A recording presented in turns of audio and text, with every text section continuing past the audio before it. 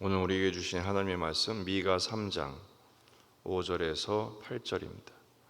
미가 3장 5절에서 8절 말씀 함께 읽겠습니다. 내 백성을 유혹하는 선지자들은 이에 물 것이 있으면 평강을 외치나 그 입에 무엇을 채워주지 아니하는 자에게는 전쟁을 준비하는도다. 이런 선지자에 대하여 여호와께서 이르시되 그러므로 너희가 밤을 만나리니 이상을 보지 못할 것이요 어둠을 만나리니 점치지 못하리라 하셨나니 이 선지자 위에는 해가 져서 낮이 캄캄할 것이라.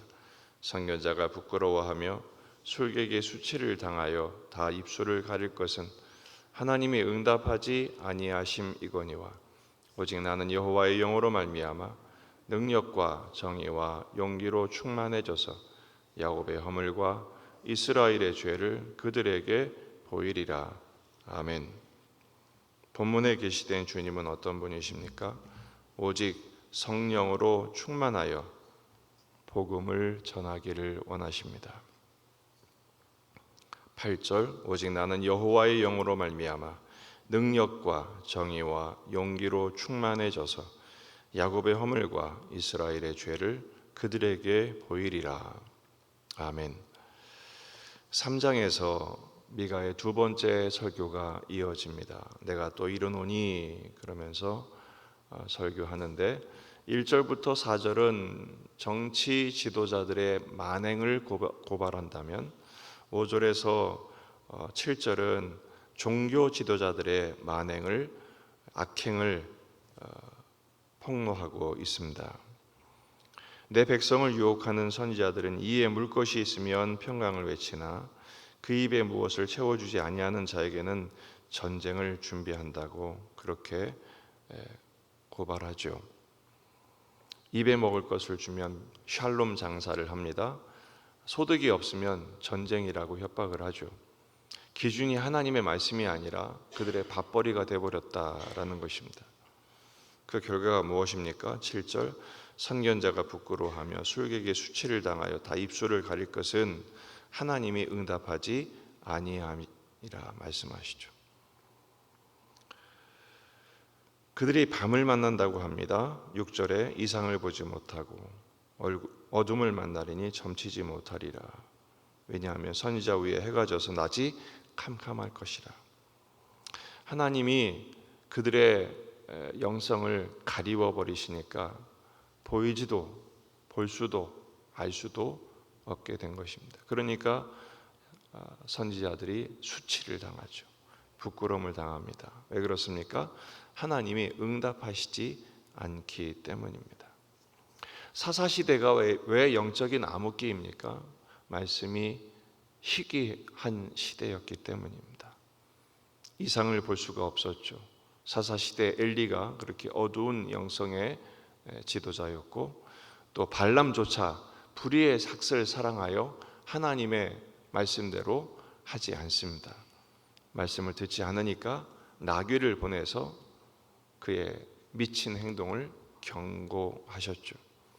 하지만 미가는 말합니다. 오직 나는 여호와의 영으로 말미암아 능력과 정의와 용기로 충만해져서 할 말을 하겠다.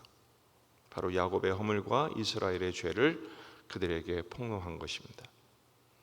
여기서 미가가 성령으로 오직 여호와의 영으로 말미암아 능력과 정의와 용기로 충만해진다 그랬죠. 성령으로 충만하여 복음을 선포하는 것입니다. 복음의 선포는 그들의 죄를 회개하고 예수를 믿어 하나님을 믿어 구원을 받으라라는 것이죠. 거짓 선지자들처럼 샬롬 장사를 하지 않고 오직 복음으로 선포한 것입니다. 오늘 말씀을 통한 우리에게 주신 교훈은 무엇입니까? 첫째는 더하거나 감하거나 하지 말라는 것이죠. 하나님의 말씀이 기준이 되어 오직 말씀만 선포해야 합니다. 말씀만 붙들어야 합니다. 근데 우리는 자꾸 자기 생각, 자기 감정, 자기 뜻을 섞죠. 계시록 22장 18절 내가 이 두루마리의 예언의 말씀을 듣는 모든 사람에게 증언하노니 만일 누구든지 이것들 외에 더하면 하나님이 이 두루마리에 기록된 재앙들을 그들에게 더하실 것이요 만일 누구든지 이 두루마리의 예언의 말씀에서 제하여 버리면 하나님이 이 두루마리에 기록된 생명나무와 및 거룩한 성의 참여함을 제하여 버리시리라. 말씀 외에 다른 것을 덧붙이면 재앙이 덧붙여지고, 말씀을 자기 마음대로 재단해 버리면 하나님이 그 복에서 제하여 버리신다고 말씀하십니다. 결국은요, 우리는 하나님 말씀 중심으로 살아야 합니다. 우리 안에 섞인 탐심, 내 생각, 내 계획, 내 의도, 십자가에 못 박아 버려야 합니다. 그래서 오직 말씀의 기준 위에 서야 합니다. 그보다 앞서는 것은 없습니다. 두 번째는 오직 성령으로 충만해야 합니다. 여호와의 영으로 말미암아 능력과 정의와 용기라 그랬어요. 성령께서 주시는 능력, 성령께서 주시는 정의, 성령께서 주시는 용기, 이것으로 해야 하죠. 하지만 요즘 시대는 어떻습니까? 성령이 주시는 용기가 아니라 자기 성질대로 합니다. 또 요즘 국회에서 일들을 새로 시작하는 그 출발부터 보여주는 행태들이 무엇입니까? 서로 소리 지르고 윽박 지르고 힘을 과시하고 대화하고 타협하고 문제를 해결하는 것이 아니라 자기 힘을 쓰는데 몰두하고 있지 않습니까? 온 나라가 지금 분노에 가득 차 있습니다. 유익하지 않습니다. 바울의 두려움이 있어서요, 고린도전서 2장 4절, 내 말과 내 전도함이 설득력 있는 지혜의 말로 하지 아니하고 다만 성령의 나타나심과 능력으로 하여 너희 믿음이 사람의 지혜에 있지 아니하고 다만 하나님의 능력에 있게 하려 하였노라. 말씀에 붙들린 사람은 자기를 앞세우지 않습니다.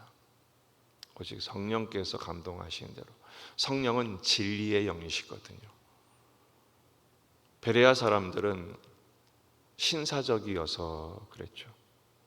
더 너그러운 마음으로 말씀 앞에 자신을 살피고 정말 말씀에 그러한가 말씀에 붙들리고. 성령은 진리의 영이십니다.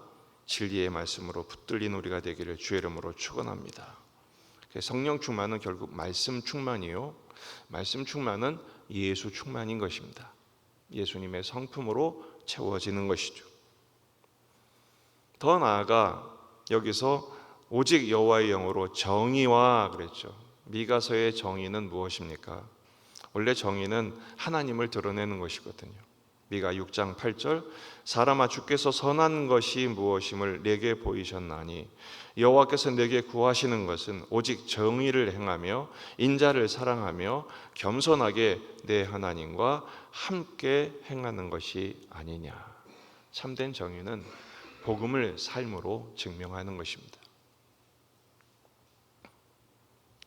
성령으로 충만하여 십자가의 섬김으로 오직 선교적 삶의 섬김을 통해서 예수를 드러내고 지옥 같은 이 세상에 하늘의 뜻을 펼쳐 천국 되게 하는 복음의 증인, 십자가의 제자로 사는 것입니다. 오늘 하루 성령으로 충만하여 주님이 보내신 곳에서 주님의 말씀대로 순종하는 삶을 통해서 지금도 하나님의 섭리가 작동 중이심을, 복음의 능력이 세상을 이끌고 계심을 나타내 보이는 하나님 나라의 대사들, 복음의 증인들이 되시기를 주의 이름으로 축원합니다. 기도하시겠습니다. 말씀을 붙들고 우리 자신과 가정과 교회와 이 지역의 복음화, 민족의 복음화, 세계 복음화를 위해서 환우들, 군에 있는 아들들, 또 수험생들 위해서 여름 행사를 앞두고 주일학교의 모든 행사들, 부서들을 주일학교가 더 왕성해질 수 있도록 이끄는 모든 지도자들, 교육자들과 교사들 위해서도 기도해 주시기 바랍니다. 다 같이 기도하겠습니다.